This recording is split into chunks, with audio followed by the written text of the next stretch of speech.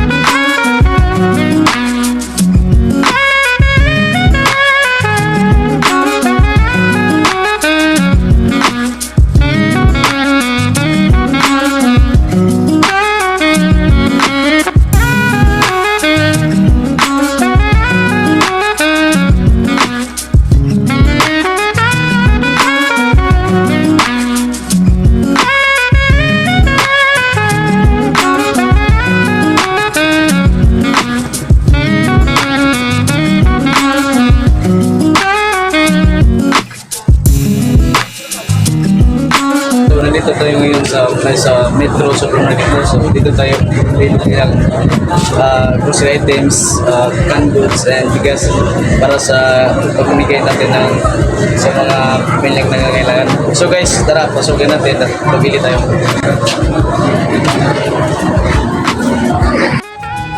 Okay, so tapos na po na tayong namili galing sa Hilongos Leyte sa Gaisano Metro, no? So ito na po lahat yung nabili natin, guys, no? Meron na tayong dilata, sardinas, yung mga noodles, at saka bumili tayo ng pansit canton, yung gatas at 3-in-1, at saka yung Nescafe coffee, ano? Tsaka meron din tayong binili na 25 kilos of rice, no? So i-share natin tong lahat sa bawat pamilya na mabibigyan ito, no? So hindi po to mangyayari lahat, guys, kung hindi po sa ating butihing sponsor na sobrang bait, sobrang matulungin.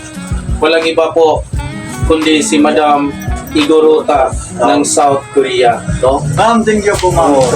Kahit sa mga pinagdaanan ng mga problema ni Madam Igorota ngayon, no, hindi pa rin siya nakakalimot na magbigay pa rin ng tulong at konting pag-asa sa mga pamilyang sobrang nangangailangan ng tulong.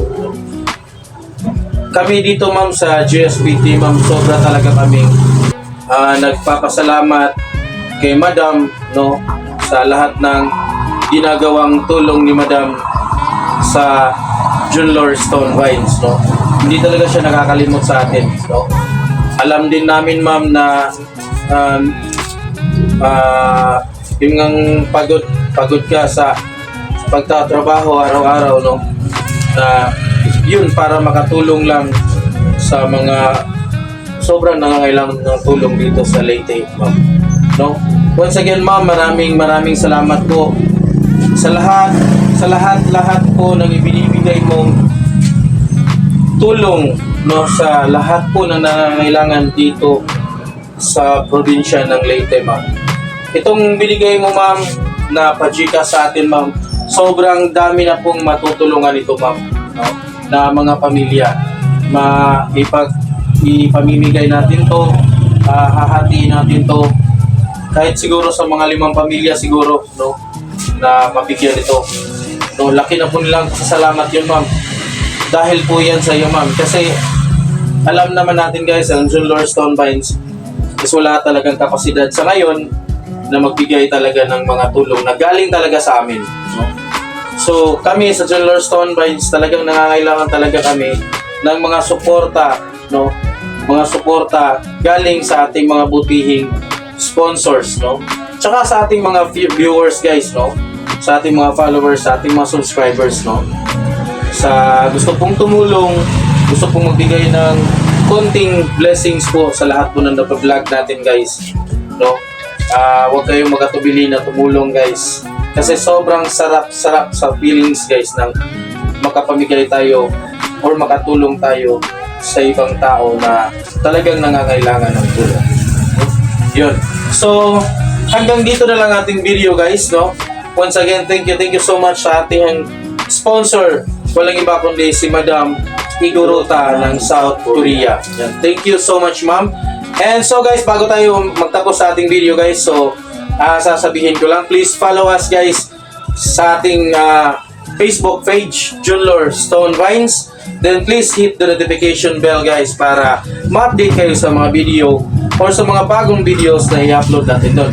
And please subscribe din po tayo, guys, sa ating YouTube channel, guys, ang Junlor Stone Vines. So meron na tayong YouTube channel, guys, so please subscribe tayo doon, guys, para mas marami na tayo doon makakapanood sa ating mga videos, no?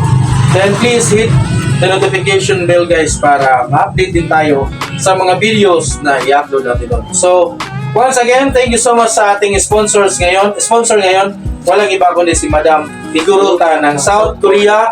And hanggang dito na lang tayo, guys. Thank you so much, and till the next video. Bye bye.